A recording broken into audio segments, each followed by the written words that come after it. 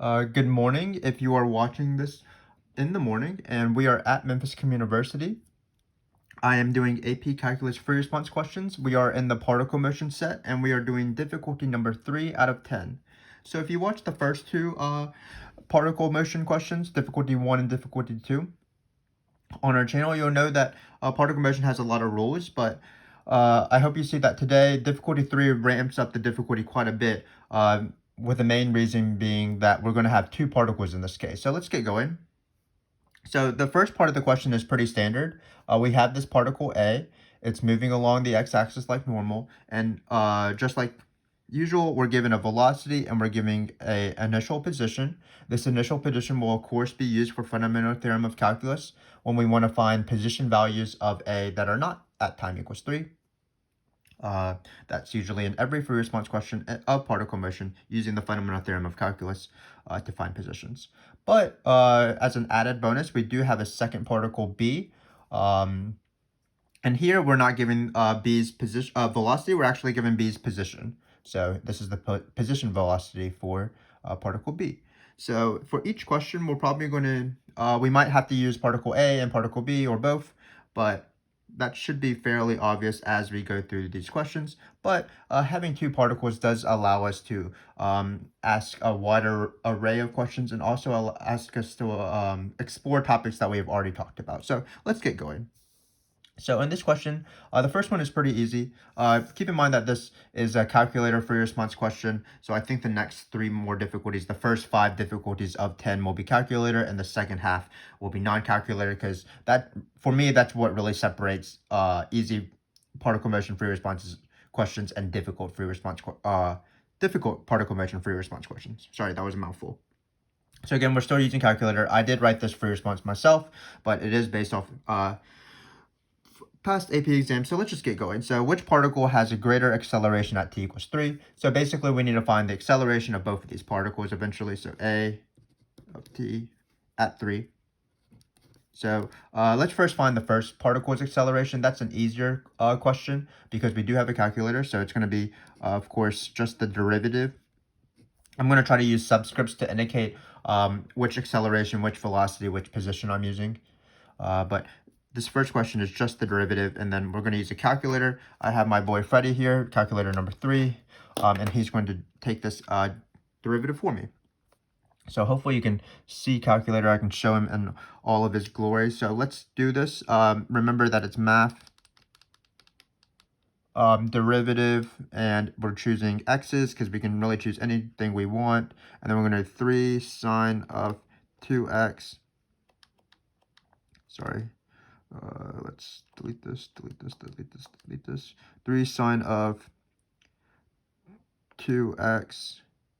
We're going to close this parentheses. We're going to write minus 4x. And that looks like the function. And then we're just going to plug in 3 because they want to find the derivative or the acceleration at 3. So we're going to plug in 3 here. And we're going to get 1.761. So again, some students feel the urge to write something like I typed this in a calculator, but you don't have to do that. The AP exam knows that you use a calculator. So let's find the acceleration at particle B. So I'm going to try to do the same thing. I'm going to first find the velocity. Usually I would use a calculator here, but this derivative is so easy that I'm just going to find the velocity outright with my brain, as opposed to using Freddie here. So what's the derivative here? Well, you're just using power rule. So it just drop down the 3, bring it down to the front. That's going to multiply by the 2, so that's 6. The new exponent is going to be squared, and then we're just going to get minus 3. So that's an easy velocity.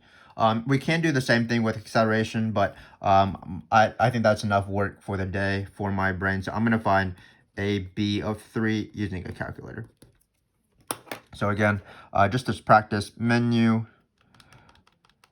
derivative, and then it's x's, and then it's 6x minus 6x squared minus 3. And then we're going to plug in the number 3 here. So again, I can probably do this in my head faster than I can type it in a calculator, but it's not a competition, of course. Being accurate is better than being a little bit risky. So this is the acceleration is this, and of course 36 is bigger than 1.761. So we are done with the first question. It looks like particle B has the greater acceleration. So we'll just write that. So just be careful of what's given and what's not given. So for example, in this one, velocity was given for particle A, so we only took one derivative. For the second one, particle B's position was given, so we took two derivatives. The relationship being, of course, position, velocity, acceleration. And then you go derivatives to go down. So particle B has a greater acceleration.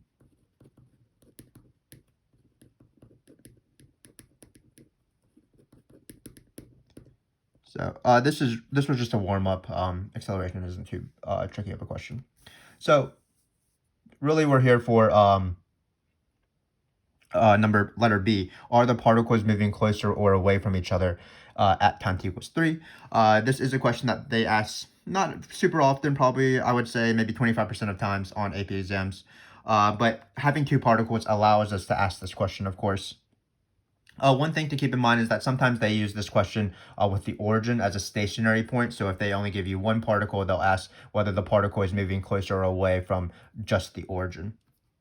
So keep in mind that for this question, what you need is the position and the velocity for both particles. So I'm going to write that down. You need S of A at 3. You need V of A at 3. And then furthermore, you need the position of the other particle and the velocity of the other particle. So just keep in mind you need all four of these things. This is not just based off velocities, and hopefully when I explain this, you'll be able to see why. Just keep in mind that we do have a video on some particle motion questions that are derivative related, which is I believe titled Particle Motion Derivative Topics. It's in our Advanced Derivative Topics unit if you want to check that out. But I think for now we can just explain this question in the context of this version.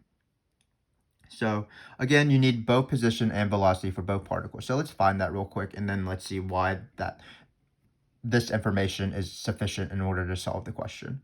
So hopefully they gave me a lot of givens. So if you look at this right here, I'm going to take particle A first. So particle A, the easy one is the position because they just told me straight up that the position is 1.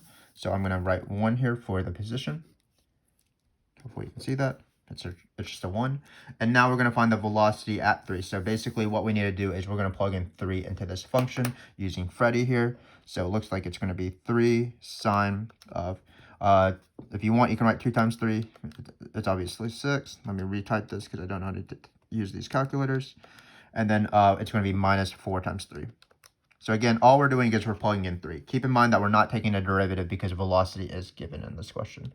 So here it looks like it's negative 12.838. So we get negative 12. Come on. You can do it, buddy. 0.838. So again, position was luckily given to us. If we had to, we would have to do Fundamental Theorem of Calculus if this time value is not at 3. You might see that later in this free response question. And then finally, plugging in 3 to find the velocity because velocity was given. So particle B, we do have to do a little bit more work. So we want to plug in 3 because the time value is 3. So what we're going to do is we're first going to plug in 3 into this position formula. So no derivatives, just plugging this in. I'm pretty sure we're going to get some positive thing.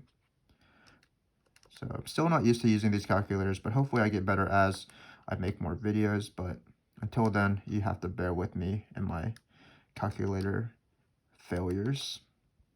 But it looks like S of 3 is 38. So I'm going to write 38 here for S of 3. And then here for this velocity, unlike the particle A, we do have to take a derivative because the relationship between the given function position and velocity is the derivative. So I'm going to let Freddie do that as well. So math derivative, and then it's going to be, we're going to type this guy in, 2x cubed minus 3x minus 4. Again, I still can't use this calculator, so let me retry this. We're going to put an x here, and then we're going to use 2x cubed minus 3. Oh my gosh. Still not getting used to these calculators. So forgive me for my struggles, but sometimes you struggle in math and you don't know when you're going to struggle. But for me, it's typing it into these calculators. So it's going to be x. Let's try this one more time. It's going to be 2x cubed, get out of the exponent, minus 3x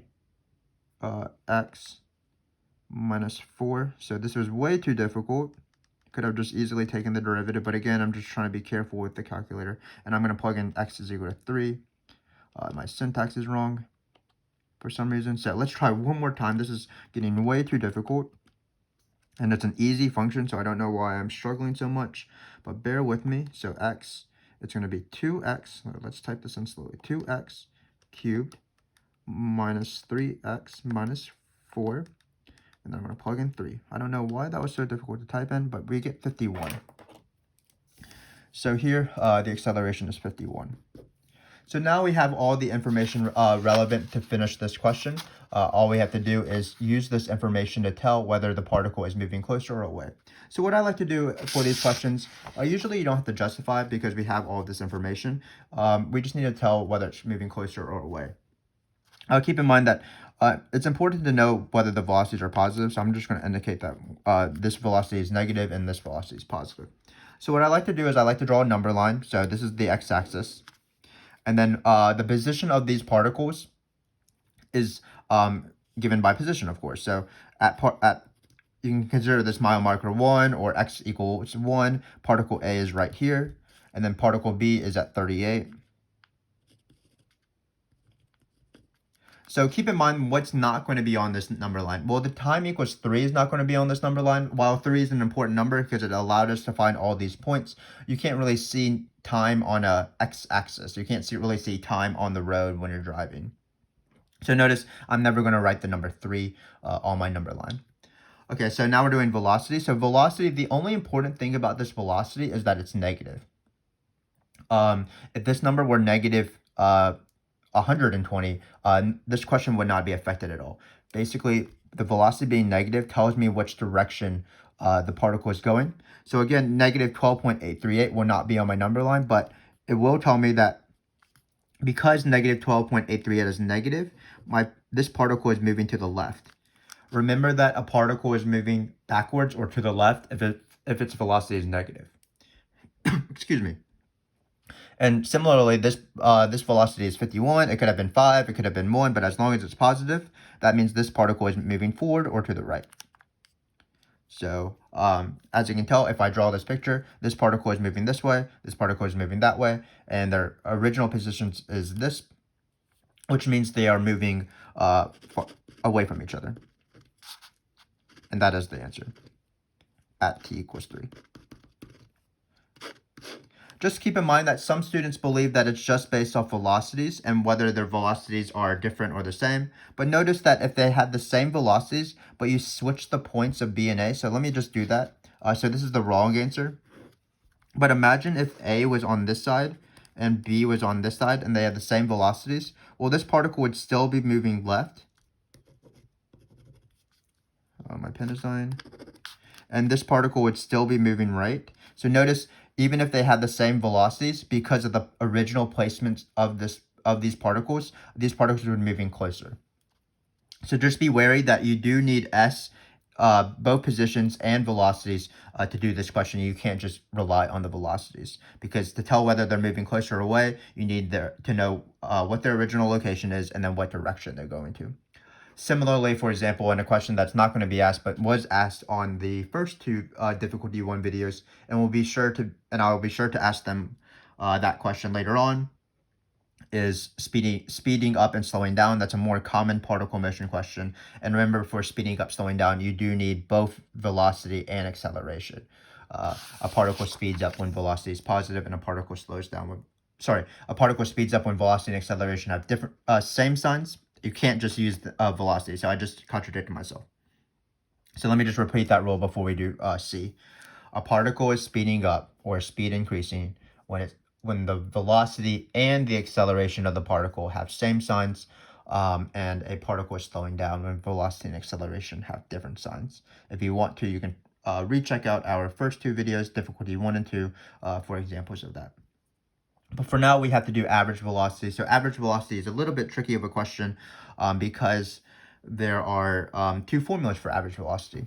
So the first one, we have to come up with two formulas, and for these two particles, because these givens are different, we're going to be using different formulas. So there is an average velocity formula using velocity if velocity was given, and I'm going to write that out for you real quick. So here's average velocity, let's say of A. So because velocity is given, it's going to be 1 over b minus a, the integral of a to b of velocity. This is the same formula as the average value of f in a generic case. The average value of f is equal to 1 over b minus a, the integral of f. Because for particle A, the given function matches the thing I want to take the average of. So the given function was velocity, and I want to find average velocity, you would be using this formula right here. But particle B, the given function is position. That is the antiderivative of velocity. So that's actually the same thing as the average rate formula and not the average value formula. So that is pretty confusing, but this is for average velocity of B. Really, we're going to find the average rate of the position, and rate of position is velocity because position was given. This formula is just algebra slope. So again, there are two formulas for average velocity. Similarly, there's two formulas for average acceleration, and you decide which one to use based off the given. So if velocity is given and you're finding average velocity, you would use this formula. If you're given position and you want to find average velocity, you would use this formula. Similarly, if you were finding average acceleration, we can write that down. There's two formulas. So this would be average acceleration. Obviously, it's not this question, but I do want to be thorough. So average acceleration would be either 1 over b minus a, the integral of acceleration, if you were given acceleration, or if you were given velocity, you would be doing the average rate formula because velocity is the antiderivative of acceleration. But again, let's just do the question that is asked. So first off, we do need to know what A and B is, and once we know what A and B is, it should be pretty easy. So A and B is determined as a given, and notice it says the first 3 seconds. That implies that the interval is 0 to 3. So time starts at 0, goes to 3. We can put equals to signs as well. So for example, in this case, we're going to have 1 over 3 minus 0, which of course is 1/3, integral of 0 to 3 of v of t. Similarly, on the bottom, we're going to have s of 3 minus s of 0 over 3 minus 0. And then we're just going to find these numbers. So let's take this first one. This first one is not too bad. So I do need to flip to the page. So just remember that we're doing 1/3 the integral of v. So first we need to find the integral of this thing right here. So let me first find the integral of that. So I'm going to hit math. Let's see how many times I messed this up. Place your bets now. So we have this velocity here, and we're going to find the integral from 0 to 3.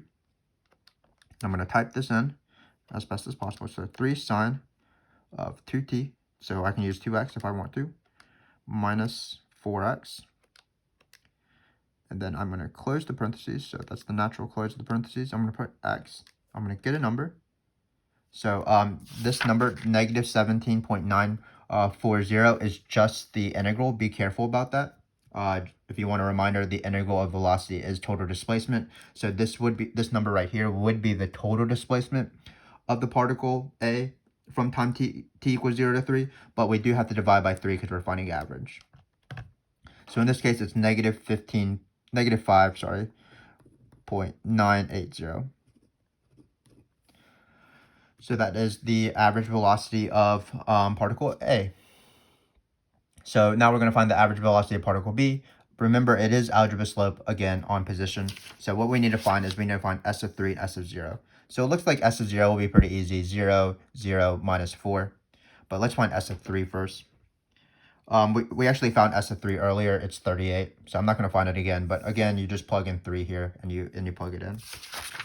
So what we're going to get is we're going to get 38 minus negative 4, because that was S of 0, over 3.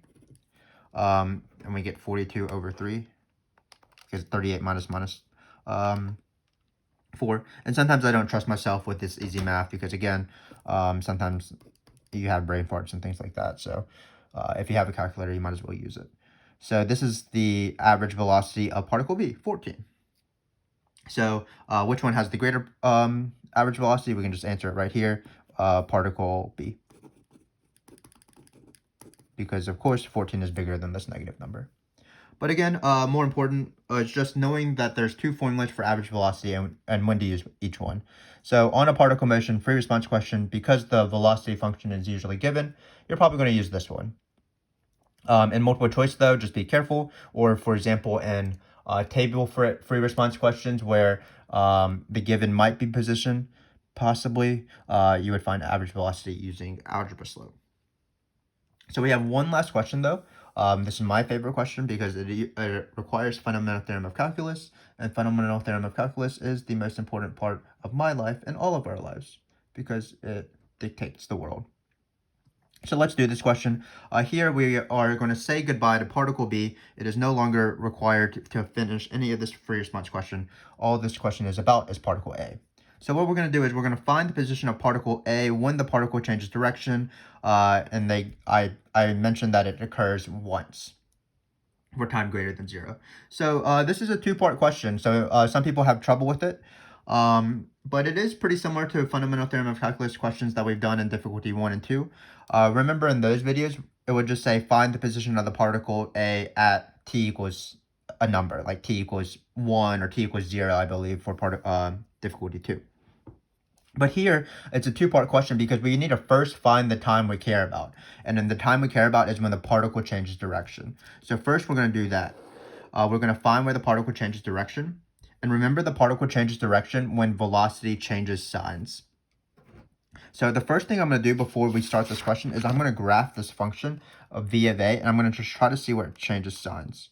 So I'm going to hit y equals, I'm going to delete this guy right here, go up to y1, and then type this bad boy in. So 3 sine of 2x.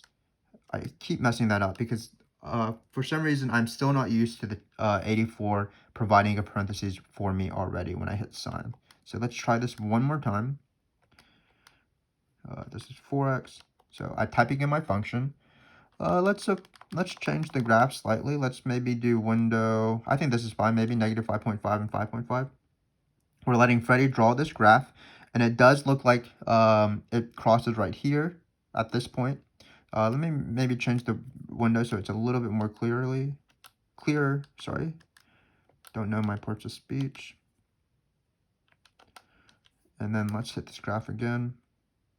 So I don't like using the zoom function ever. I like to just fix my Windows settings to be whatever settings are appropriate. And then usually you're given points and stuff, so it's a lot easier. The zoom is sort of a random sort of thing, so I don't like using it as much. But here we clearly see that the velocity goes from positive to negative at this point. So this is where the particle will change direction. And so all we have to do is we have to find it. Remember that you should not use the trace button. You should just let Freddy do all the work. So you go to second calc, and we're going to go to 0 here. Left down means that they want us to put this little cursor guy a little bit left to the 0. Right down means a little bit to the right. And then guess is just give Freddy as much help as possible. And you place it. So it looks like our 0 or our t value is equal to, let's write that down. If you can read it, I'll just read it out to you, 0.748. So let's just try to be as precise as possible in this free response question.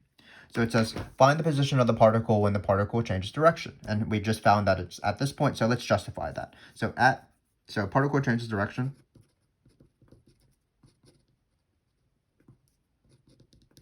So hopefully you can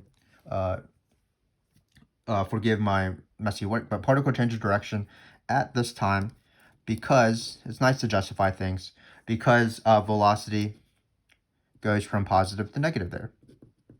Or another way to say this is velocity changes signs.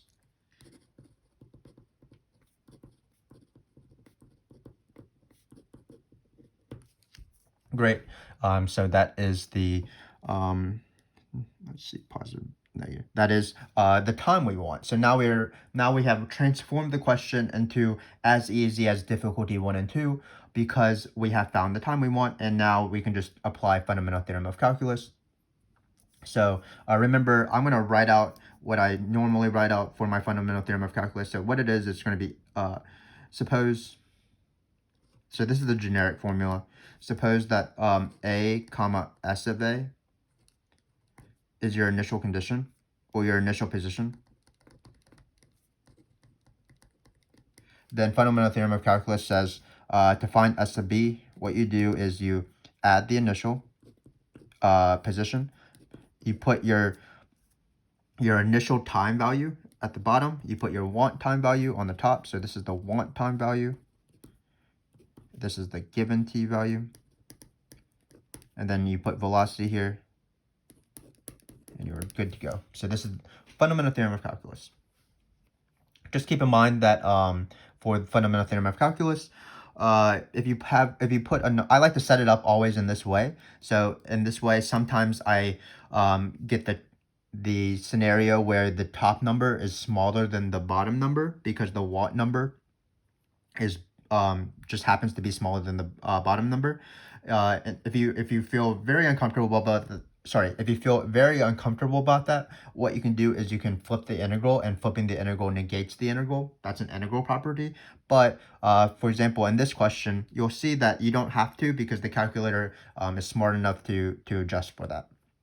So in this case, we do want to find S of this formula. So let's apply this formula to this question. It's S of 0.748. We have to go on the back. So remember that the position is 1 and the time is 3. So just be careful not to switch these two numbers around. In this case, with particle motion questions, the independent variable, the variable that usually x plays the role of, is t equals 3. And position, here denoted as x, is actually the dependent variable, usually what y takes the role of. So if you were to write this as a point, it would be 3, 1, which is confusing, of course, because 1 would be the second coordinate and x would be the second coordinate. So just be careful. So again, you put the given position first. So that's 1 and not 3. You put the given time on the bottom, or whatever the given value of the independent variable is in the whatever problem you're doing. And then finally, you put the want time, which in this case we had to find. And then we put velocity here. So I'm going to do this integral real quick. So it's going to be menu, math. By real quick, it might be a little bit of a struggle because I always struggle with the calculator. But it's 3 to 0.748. And then what we're going to do is we're going to plug in velocity. And I still do not remember what velocity is. So it's 3 sine 2t minus 4t. So 3 sine. Remember that it provides us with a parentheses 2. We can use x's. Perfectly fine.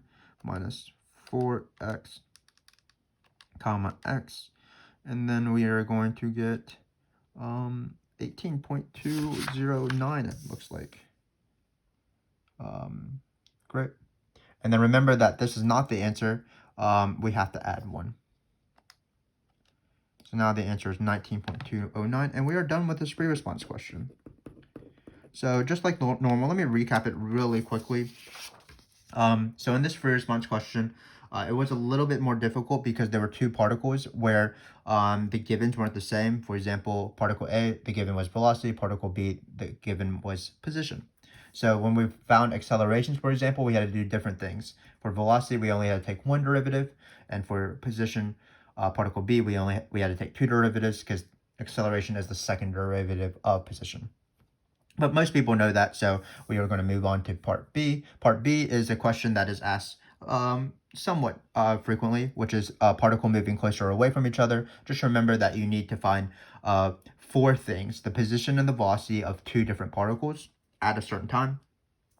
Plot your positions on a number line, and then velocities tell you which direction the arrows go in, because if a velocity is negative, that means the particle is moving backwards, and if the velocity is positive, that means the particle is moving forwards. For average velocity, remember that there's two types of average velocity. There's ones where with a formula of 1 over b minus a times the integral of velocity, that is usually used when velocity is given because this is average value. But when position is given, it actually becomes an average rate question, which means we do algebra slope of position and we are done. Keep in mind that first 3 seconds means 0 to 3. And then finally, the most important question, Fundamental Theorem of Calculus. It will be potentially in every single difficulty question from 1 to 10, just variants of it. But here it is. This is the Fundamental Theorem of Calculus. S of the position of the want time or the desired time equals the initial position plus the displacement from A to B.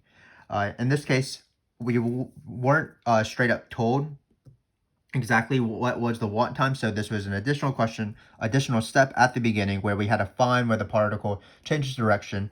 That rule is where velocity changes signs, or another way to say that is where velocity goes from positive to negative or negative to positive. So what we had to do is we had to graph the original velocity and just saw using a calculator where it crossed the t-axis or the x-axis. And then once we found that, we applied Fundamental Theorem of Calculus. So I hope you enjoyed this time and hope you gained something out of this. Again, I believe that difficulty 3 was quite a bit more difficult than difficulty 2. If you choose to continue watching these the videos in this playlist, difficulty 4 will probably be around the same level as difficulty 3. Perhaps a little bit harder because it will have an absolute max or min question, which people struggle with, but it will only be one particle, so in some ways difficulty 4 will be a little bit easier than difficulty 3. But what I say is just continue watching these videos if you need more practice. It will just slowly help you improve over time as we ramp up the difficulties. We of course have this video series for every single type of free response question, so check that out on our channel. Give us a like or subscribe if any of our videos are useful. Check out our particle motion videos that are outside of this playlist. For example, our Girls Teach Calculus video and our Quick Calculus lesson video on particle motion if you need more help. But right for now, I am signing off. Enjoy the rest of your morning if it is the morning for you as you watch this video. Thanks for joining me. I will see you for difficulty number 3, particle motion.